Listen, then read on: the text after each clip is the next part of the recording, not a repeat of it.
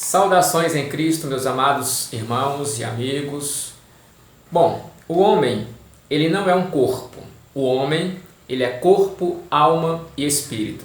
Quando Deus cria o homem do pó da terra, Deus sopra sobre o homem e a Bíblia diz em Gênesis 2:7 que o homem foi feito alma vivente. Porém, essa alma vivente, que nós sabemos que o ser humano ele é tricotômico, embora algumas divergências desse tema, alguns acham que ele é dicotômico, mas dentro desse contexto da tricotomia, conforme 1 Tessalonicenses 5:23, se todo o vosso espírito, alma e corpo sejam plenamente santificados para a vinda do Senhor Jesus, entendemos que ao formar o homem, Deus então logo em seguida passou a se relacionar com o ser humano. Augusto Cury, no seu livro Os Segredos do Pai Nosso 2, volume 2, ele explica detalhes por que Deus criou os anjos e também o homem. O tema nesse livro fala sobre a solidão de Deus, muito interessante, mas não é esse o nosso tema aqui. Por que Deus, ao criar Adão e Eva, ele teve o desejo, um anseio de se relacionar com o homem? Porque na viração do dia, diz a Bíblia que Deus visitava Adão para interagir, para conversar com ele e explicar-lhes muitas coisas. Eu até digo que o primeiro professor de teologia foi Deus, lá no Jardim do Éden, quando ele direcionava Adão, dava a ele as diretrizes, conversava, interagia, enfim.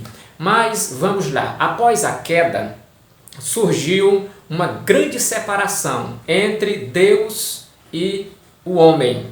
Qual seria essa separação? Isaías, no capítulo 59, no versículo 2, se não me falha a memória, ele vai nos mostrar que essa separação, essa parede, essa barreira, esse obstáculo chama-se pecado. Então Deus já não visita mais Adão após a queda. Por quê? Simples. Deus disse a Moisés que homem nenhum veria a sua face. Caso isso acontecesse, esse homem viria a morrer. Inclusive, Moisés foi o único homem que viu Deus pelas costas.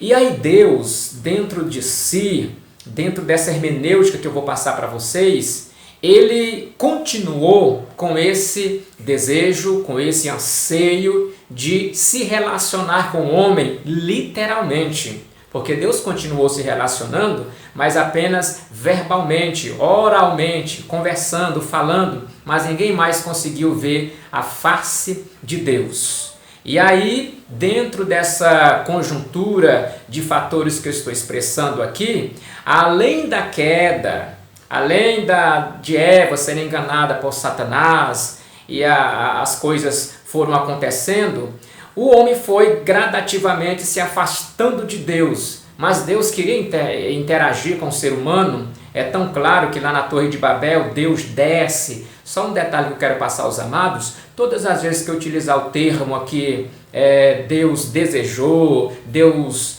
teve a ansiedade de se relacionar com o homem, é uma figura de linguagem que nós usamos, antropopatismo, quando nós atribuímos a Deus sentimentos humanos, e temos também o antropomorfismo, quando atribuímos a ele características físicas humanas. Então entenda que Deus ele não pode, em forma alguma, ser atingido por esses sentimentos que nos atingem de tristeza e coisas parecidas. Quando a Bíblia fala que Deus fica irado, Deus se entristeceu, Deus se alegrou, enfim, é uma figura de linguagem para a gente entender mais ou menos o que a Bíblia é e o que ela quer dizer. Mas vamos lá. Então Deus, na sua onipotência, onisciência, onipresença, ele precisava voltar a interagir com o ser humano, literalmente, face a face, olho no olho, porque Deus ama o ser humano, sempre amou. Mas aí, o que acontece? Deus então cria um plano, um projeto, não somente de resgatar a sua imagem e semelhança no homem. Deus cria um plano, um projeto, não somente de salvar o homem, mas também de se relacionar com ele, viver com ele, conviver com ele, comer com ele, beber com ele, sabe? Viver ali junto com o homem. porque Deus poderia simplesmente elaborar um plano e um projeto de salvar a humanidade no estalar de dedos. Pronto, tudo resolvido. Mas Deus, ele queria sentir, sabe, esse calor humano. E aí o que aconteceu? Aí a Bíblia diz em João 3,16 que Deus enviou o seu Filho. Mas quem é o seu Filho? Qual é a essência, a natureza do seu Filho? É a mesma essência, é a mesma natureza do Pai. Por isso que Jesus disse, quem vê a mim, vê o Pai. Então, para que essa interação acontecesse, sabe, Deus se fez carne. Lembra de João 1:1? No princípio era o Verbo estava com Deus, e o Verbo era Deus. Ele se fez carne e habitou entre nós. Então, a forma que Deus encontrou para interagir com o ser humano foi se fazendo carne. Agora, uma coisa linda. Por que isso? O homem, como eu disse no começo do vídeo, ele é composto por corpo, alma e espírito. Para que serve o corpo? Para interagir com esse mundo. O nosso corpo, ele é o sustentáculo da alma, é ele que guarda a alma, é ele que guarda o espírito. Se não houvesse esse corpo, tá? Se esse corpo não existisse, a nossa alma, o nosso espírito não iria interagir nesse mundo. Então ele é a CPU, onde está armazenada a memória, o processador, e os nossos olhos é o monitor. Então é uma máquina, o homem é uma máquina aqui no bom sentido. E aí, nesse ponto aqui, queridos, já que o corpo, ele é o meio, ele é o canal da minha alma e do meu espírito se comunicar com o mundo, então Deus precisava também de um corpo, porque a Bíblia fala em João 4:24 que Deus é espírito, importa que os seus adoradores o adorem em espírito e em verdade. Então, já que Deus é espírito e ele precisava interagir com o homem, se comunicar com o homem face a face, olho no olho, comer com o homem, conviver, ele precisava de um corpo. Então, ele reduz, olha que coisa linda, Paulo diz lá em Filipenses 2, que Jesus esvaziou-se a si mesmo, ele reduz, sabe, Jesus a um feto, colocando no ventre de Maria, através de um fato, de um milagre extraordinário. A Bíblia chama isso de milagre mesmo. E aí, queridos, o corpo de Jesus nasce.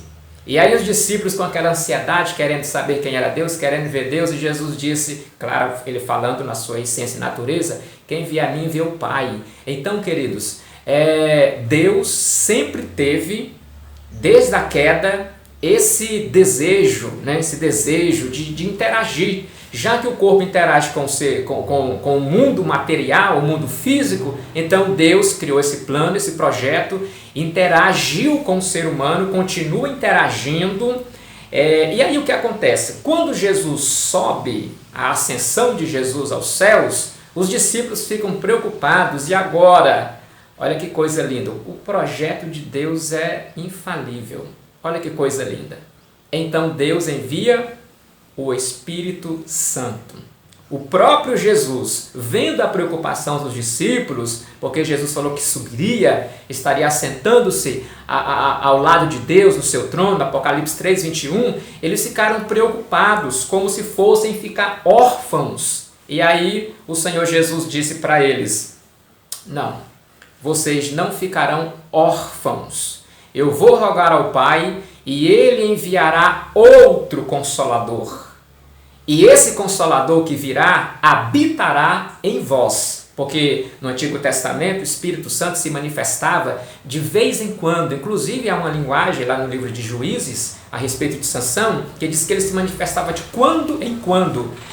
Davi, orando no Salmo 51, ele fala assim, não retires de mim o teu Espírito Santo. Então o Espírito Santo se retirava da pessoa, ele vinha, a pessoa profetizava, ele saía, ele via sobre a pessoa acontecer algo extraordinário. Por exemplo, Sansão, quando o Espírito Santo se apossava dele, era um ministério específico de força, né? Sansão fazia coisas tremendas, mas no Novo Testamento foi diferente.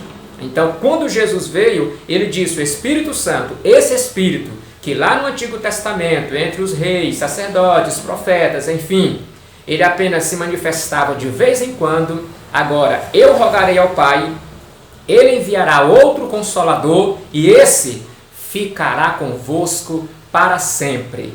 Amados, Deus se relacionou com o homem novamente através de Jesus, literalmente, e agora, para melhorar a situação nossa, ele envia o seu próprio Espírito para habitar conosco. Que coisa tremenda essa aqui. Então, esse vídeo eu fiz com a intenção de mostrar a todos o imensurável amor de Deus que não se pode medir, né? E eu quero aqui agradecer a você que assistiu o vídeo, dê um joinha no nosso canal. E eu quero também, claro, deixar aqui os meus agradecimentos aos meus colegas de ministérios, aos pastores, aos mestres que têm nos ajudado, que têm colocado em minhas mãos fontes tremendas. E um deles que eu quero apresentar aqui, inclusive já fiz 2 cursos com ele, curso de Gênesis 1, 2 e 3, é esse aqui, é o pastor Fábio Soares. Ô glória, grande homem de Deus, tem uma humildade invejável, no bom sentido, né? Pastor Fábio, Deus abençoe a sua vida, muito obrigado por disponibilizar a esse humilde servo o seu precioso tempo para estar nos ensinando e passando o melhor de Deus para as nossas vidas, que é o conhecimento. Quero agradecer também aqui o pastor Matusalém, um grande amigo, companheiro, já estivemos juntos ministrando em congressos e Deus, com certeza, e fala em pastor Matusalém, quero apresentar aqui o livro dele, tá? Ó, livro fenomenal isso aqui, a revelação completa de Gênesis, muitas coisas que eu falei aqui também aprendi desse livro, se você ainda não adquiriu, adquira esse livro. É esse aqui, ó, pastor Matusalém e a pastora Jaci Nóbrega, casal abençoado. E quero também expressar os meus agradecimentos ao pastor Eliseu Pimenta. O pastor Eliseu é esse jovem aqui, ó. Pense num jovem abençoado.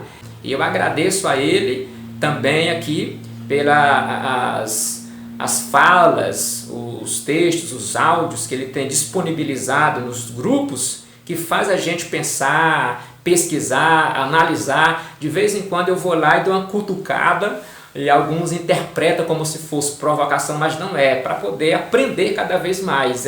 Porque essa questão de teologia é um processo de ensino-aprendizagem. Enquanto eu estou ensinando, estou aprendendo. Enquanto ele está ensinando, está aprendendo também. E o melhor de tudo é que somos amados por Deus, amigos e irmãos. Pastor Fábio, esse. Pastor Matusalém, esse. Pastor Eliseu Pimenta, esse. Vocês são bênção na minha vida. Eu poderia citar vários outros aqui, né? Poderia citar muitos. E eu peço que os demais que não foram citados não fiquem bravos comigo não, porque vocês também fazem parte do meu ministério e da minha vida. Um abraço, Deus abençoe. Ó glória. Eita, coração esquisito. Agora ficou certo, né? É isso aí, gente. Deus abençoe. Um abraço bem forte a vocês. Em nome de Jesus.